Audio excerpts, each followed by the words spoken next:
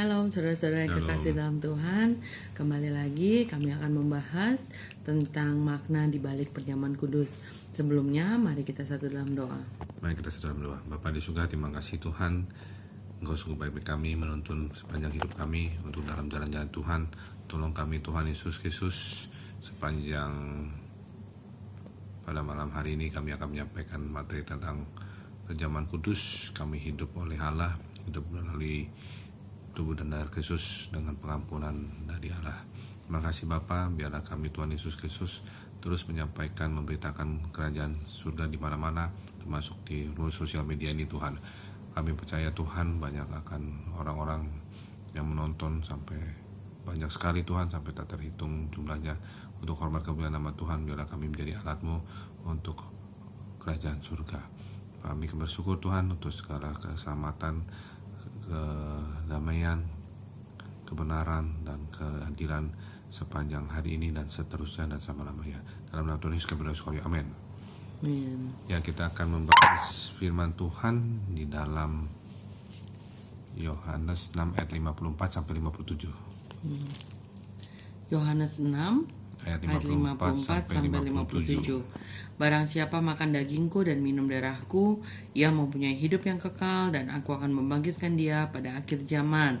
Sebab dagingku adalah benar-benar makanan dan darahku adalah benar-benar minuman. Barang siapa makan dagingku dan minum darahku, ia tinggal di dalam aku dan aku di dalam dia.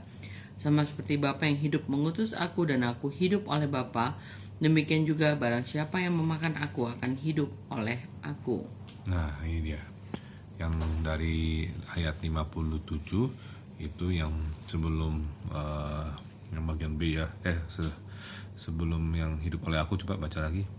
Barang siapa memakan aku, demikian juga Barang siapa yang memakan aku akan hidup oleh aku. aku. Nah, inilah janji kudus firman Tuhan. Kalau kita baca ya ayat ke-54, itu sudah jelas janji firman Tuhan adalah hidup yang kekal, dan Tuhan akan membangkitkan kita pada akhir zaman. Hidup yang kekal itu bicara hidup bersama Tuhan di bumi maupun di surga. Jadi waktu di bumi itu kita bersama-sama Tuhan Yesus sampai kedatangan Tuhan kita dijemput Tuhan, sampai selama-lamanya kita bersama-sama Tuhan di kerajaan surga di ruang maha kudusnya. Kita pada malam hari ini kita akan membahas tentang yang tadi ayat 57 yang bagian B.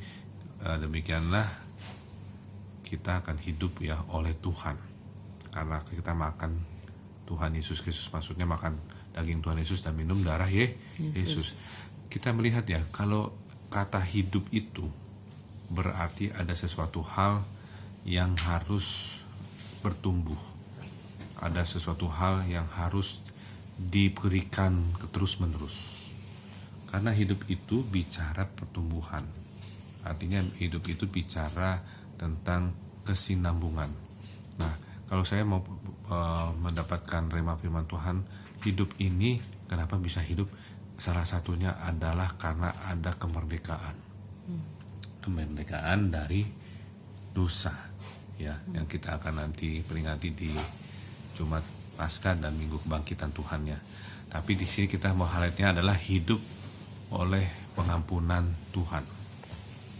Ya, hidup oleh atau hidup dalam pengampunan Tuhan. Kenapa kita akan bicarakan pengampunan?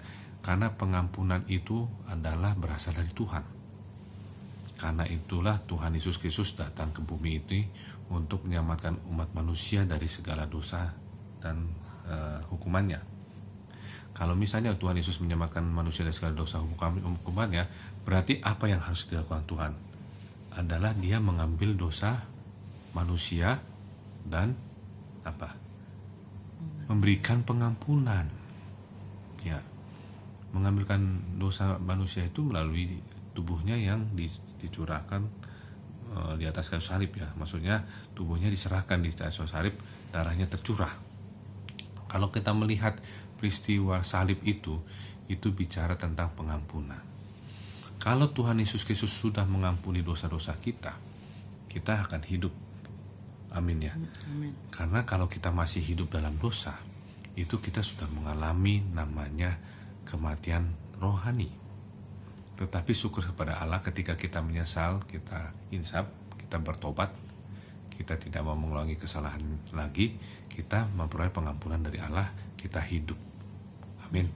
Nah, di sini garis besarnya adalah ketika kita memperoleh pengampunan, ya, kita juga harus mengampuni orang yang bersalah kepada kita. Karena dari situlah adalah goalnya kita memberikan tentang pengampunan itu dari Tuhan. Karena pengampunan itu berasal dari Tuhan. Kalau kita memperoleh pengampunan dari Tuhan, kita harus menyalurkan pengampunan itu kepada sesama kita tanpa ada yang tebang pilih gitu ya. Misalnya contohnya kalau kita misalnya ngisi bensin di pom bensin, ada mungkin meterannya nggak sesuai. Dulu kok misalnya ngisinya 20.000 bisa dapat 2 liter ya, 3 liter, 3 liter, kok sekarang kok cuma 1 liter ya, tapi kesannya 20.000, 3. Nah, di situ kita melihat bahwa kadang-kadang kita langsung tidak mau ke tempat pom bensin itu, kita langsung antipati. Tapi kalau kita hidup dalam pengampunan Tuhan, kita tidak boleh begitu. Kita tetap ngisi bensin di situ dan kita doakan dia yang melakukan kecurangan itu. Atau kita bisa tegur, Mas, kok biasanya kok 20.000, ini bisanya 2-3 liter nih, tapi kok 20.000 kayak seliter ya, kok gampang habis. Nah, jadi kita harus benar-benar untuk ini, jangan kita langsung menghakimi gitu ya, nggak mau lagi ya, jangan gitu. Semua orang begitu, apapun permasalahannya. Ini salah satu aja tadi yang mengisi bensin. Adapun kita dicurangi, difitnah atau diberikan sesuatu hal yang nggak enak, menekan, kita harus mengampuni. Disitulah intinya dalam perjamuan kudus adalah ada pengampunan yang Tuhan berikan kepada kita sehingga kita hidup kekal. Dan kita yang makan daging Tuhan Yesus, minum darah Yesus harus memberikan pengampunan kepada semua orang. Amin. Ya, kita satu dalam doa. Bapa di surga, terima kasih Tuhan, Kau sungguh baik bagi kami. Kami percaya Tuhan, pengampunan yang Tuhan Yesus berikan kepada kami adalah sungguh-sungguh berasal dari-Mu. Ketika kami makan tubuh Kristus dan minum darah Kristus, ada pengampunan yang Kau berikan kepada kami. Artinya kami memperoleh damai sejahtera, kami pengampunan dari Tuhan. Tuhan Yesus, tolonglah kami Tuhan, supaya kami tidak melakukan keegoisan Tuhan atau pelit mengampuni. Ajarkan kami untuk mengampuni semua orang yang bersalah kepada kami, termasuk kami mengampuni diri kami sendiri. Dan kami berdoa Tuhan, biarlah melalui kami mengerjakan pengampunan yang Tuhan Yesus kerjakan melalui kami percaya banyak jiwa-jiwa akan dimenangkan untuk kemuliaan nama Tuhan Yesus Kristus. Banyak jiwa-jiwa yang akan ditobatkan dengan kami memberikan pengampunan kepada mereka, sehingga kami percaya Tuhan, banyak anak-anak Tuhan yang akan berkumpul bersama-sama kami Tuhan, menjadi umat pilihan-Mu dan siap sedia menjadi mempelai Kristus yang kudus. Terima kasih Bapa, terima kasih Tuhan Yesus, segala puji hormat syukur hanya bagi-Mu dan Tuhan Yesus berdoa sekali, amin. Amin. Nah, demikian untuk perjamuan kudus, tema tentang subtemanya pengampunan. Sampai jumpa ke podcast berikutnya tentang perjamuan kudus. Tuhan Yesus berkati. Shalom. Shalom.